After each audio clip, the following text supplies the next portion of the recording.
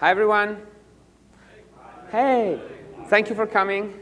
I hope I don't. There's a little bit of theoretical stuff as well, so I hope I wake you up as good as I can after lunch. I hope your Mexican food is still okay. Anyway, scaling state. So how many of you are developing or deploying a monolith? OK, good. How many of you are developing microservices? Everybody else. OK. You are both great. We are not talking neither about microservices nor monoliths in this talk. It applies to both. So in fact, your code, more or less, will be in this fashion. You have a nice load balancer, and that call forwards the request to some code running somewhere on multiple servers. And you will basically scale up your system by throwing more servers at it. OK? Let's call horizontal scalability. And then you will call multiple queues, SQL database, NoSQL database, other HTTP external API. More or less, this should cover 99% of what we guys are doing, or what at least we are doing. So this talk is about scaling state. OK? So in fact, the key component of scaling is a load balancer. So how many of you are using a load balancer? I'm wondering about the others. Please come talk to me afterwards at our booth, and let's talk about what you are using. I'm really interested. So if you are using a load balancer, you will probably using a round robin to decide to which servers to route your request. And you will have user, for example, 123.5, and that's the first request is coming in, then it goes to one server. Then the request for user 345 goes to the second server. And then if we want to update the third, to update to user 12345, it goes to the third server.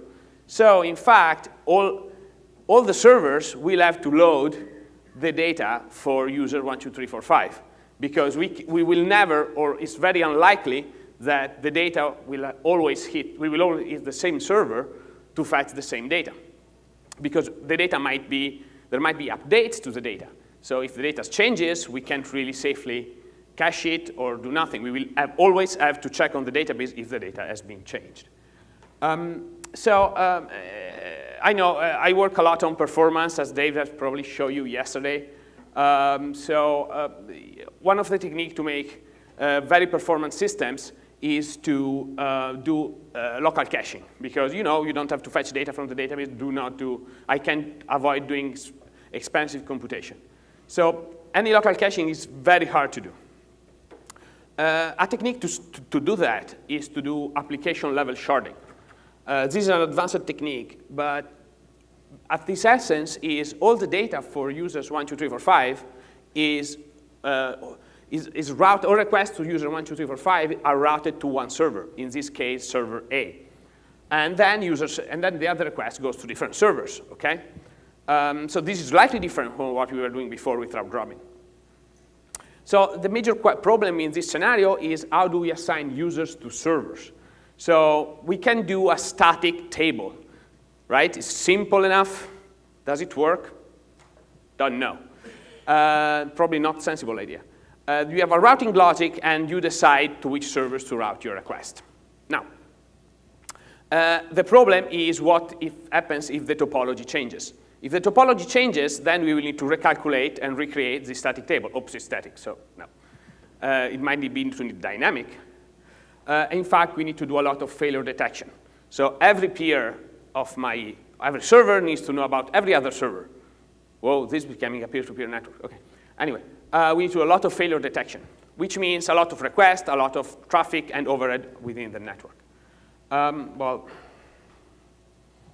I don't know. Goodbye. Thank you. It's unfeasible. Can't do it. No, maybe it is. I have been, in the last few months, I've been developing this library called Upring. I finished it off like a month ago, more or less. I'm demoing this now. I hope it works. Not sure. Demo effect, demo goss, be with me. So this is Upring control. It's the dashboard of Upring. Upring is just a module that you can use in your source code. Appring control is a little dashboard built on top of D3 and Appring itself. So let's zoom in. So with Appring, we can, for example, we can check on which peer our servers will be located. You can see on the left we have 3 peers. So this peer, and you can see the highlighted area are the part of the, tells me on which keys. We will see this concept in a moment, okay? Now we can see where the peer is going to be allocated, and we can check, for example, /hello. And this /hello will be allocated here. Now, I've been developing a little key value store to demo Appring, because it's really hard to demo without a graphical visualization and an example. But I hope to blow your mind. So I can open this link, and in this link, well, first of all, Appring control automatically is also a monitoring dashboard, so it tells me where the traffic is going to be is routed. And in Appring control, I can actually check /hello, and as you can see, it's a nice 404 in Italian because I'm Italian. So. Anyway, where it is? 1. Okay. So, well, what we can do is we can query. We can set some value in my key value store. So, and as you can see, is the peer responsible was 3044. So, well, we have set the data, and now we can query that data. And as you can see, oh yeah, wait a second. I need to say /hello, and now /hello. I keep making this wrong. Anyway, the data is set on my peer. Okay, now everybody can do to store some data using a post. Now, the fun part about this is I can change the other server. So my other peers are, for example, this peer. Well, this peer is opening port 3042. This other peer is in 3043. So, well, let's check in 3042. 3042 has same the data. I can still retrieve the data from that peer.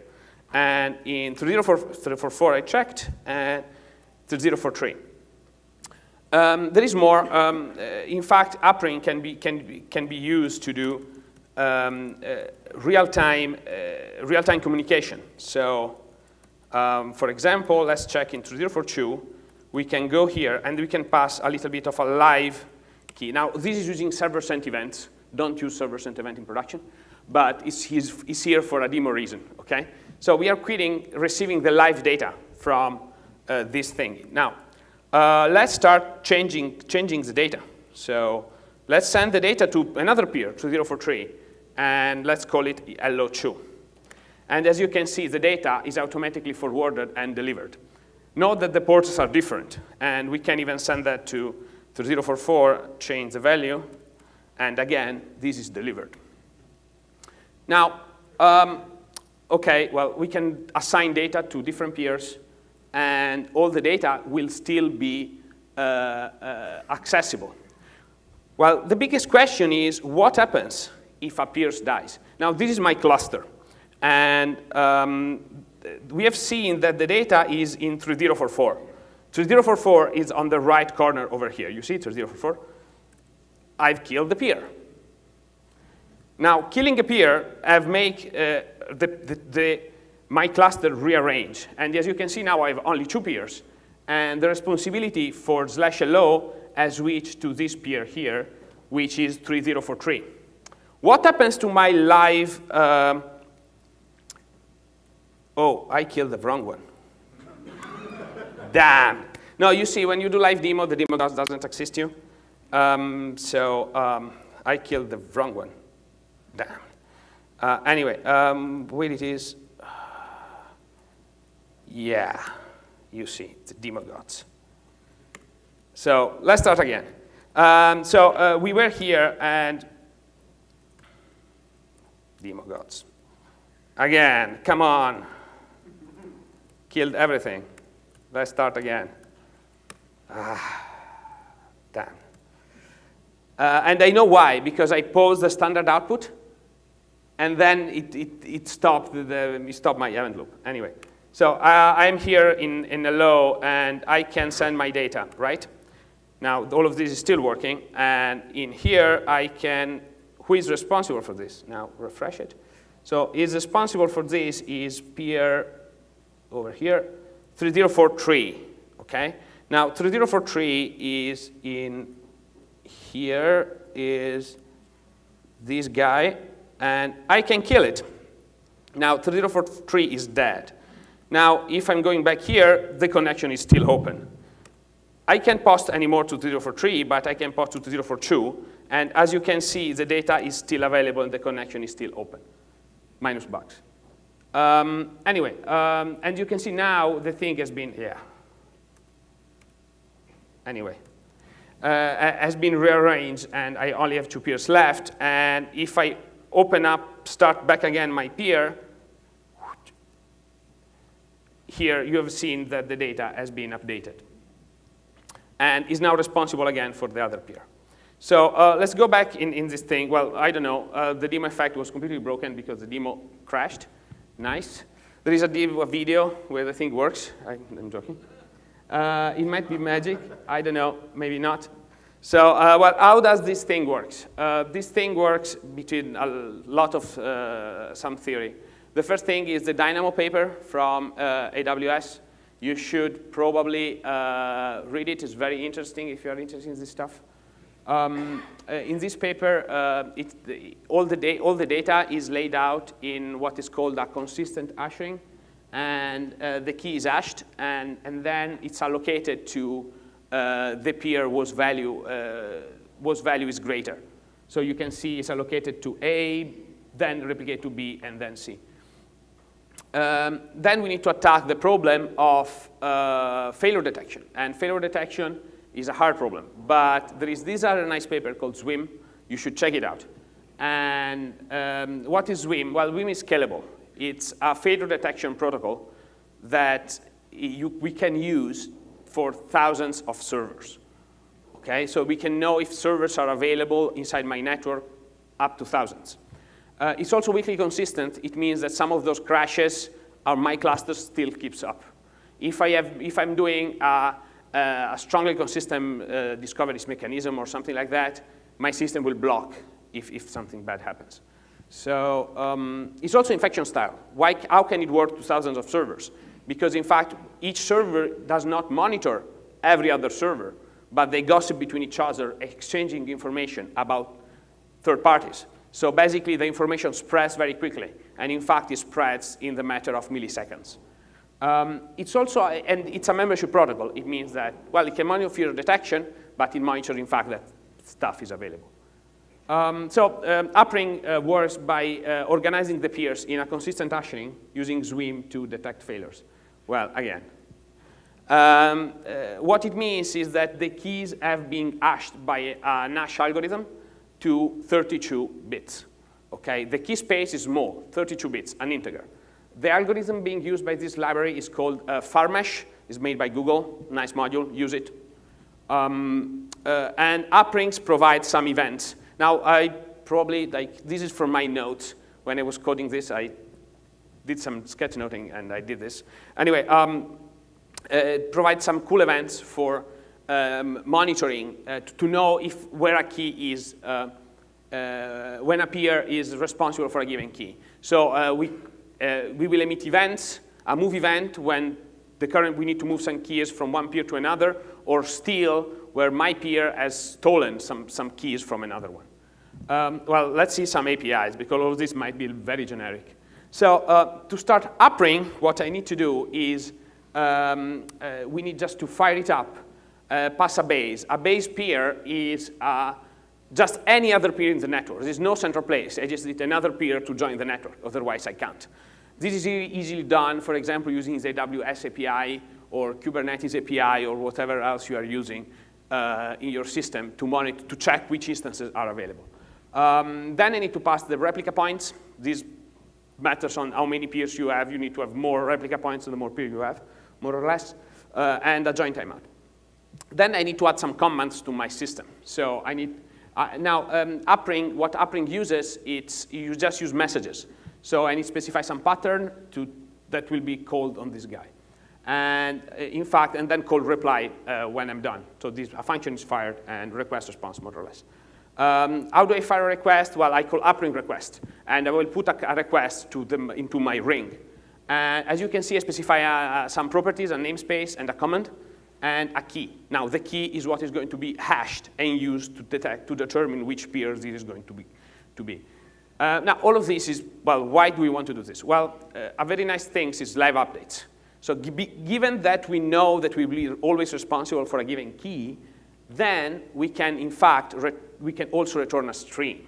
Now, all the system, node streams are first-level concerns inside Appring. So you can pass streams within the message.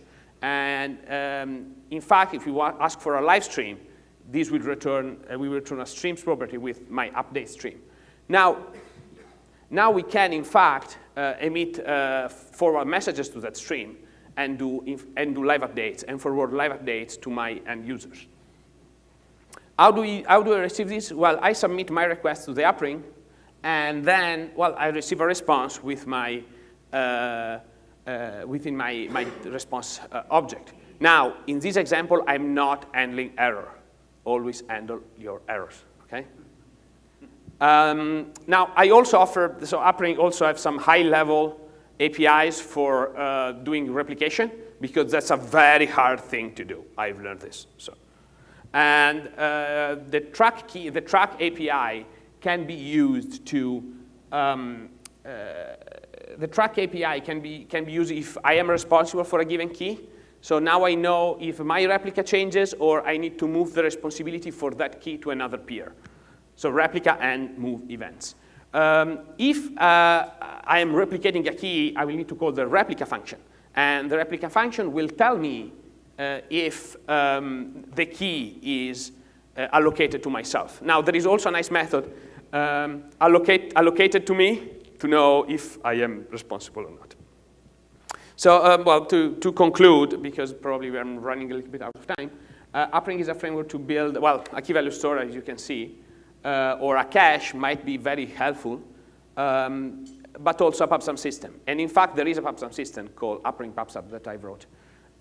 It's also very well, I built this because I love also real-time application, I love performance, I love a lot of different things.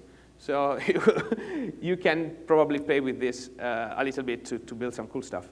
Also, you can use it for discovering your peers and discovering data around, or maybe storing metadata for your microservices, given that most of you use microservices, and, well, anything else that needs to distribute states. So let's close off with some links. This is Appring. Appring KV, this way the key value store that I demoed. Appring control is the nice dashboard. It's still up. Is this still up? Yes, it is. It is still up. And then Appring PubSub, which is the PubSub system I talked about. So this presentation is available here. I've just pushed it, so hooray. And here are the source code. And this is me. Hi, I am Matteo. I do a lot of Node, a lot of coding. As you can see, that's my wall of shame. I don't take as many vacations as I want to. Just took 2 weeks this year. I'm sorry. I'm also a Node Core collaborator, maintaining streams. If you have any questions about anything of this, come at our booth. I work with nearForm. So come at our booth and ask about Appring, ask about streams, ask about all the cool stuff you want. And thank you.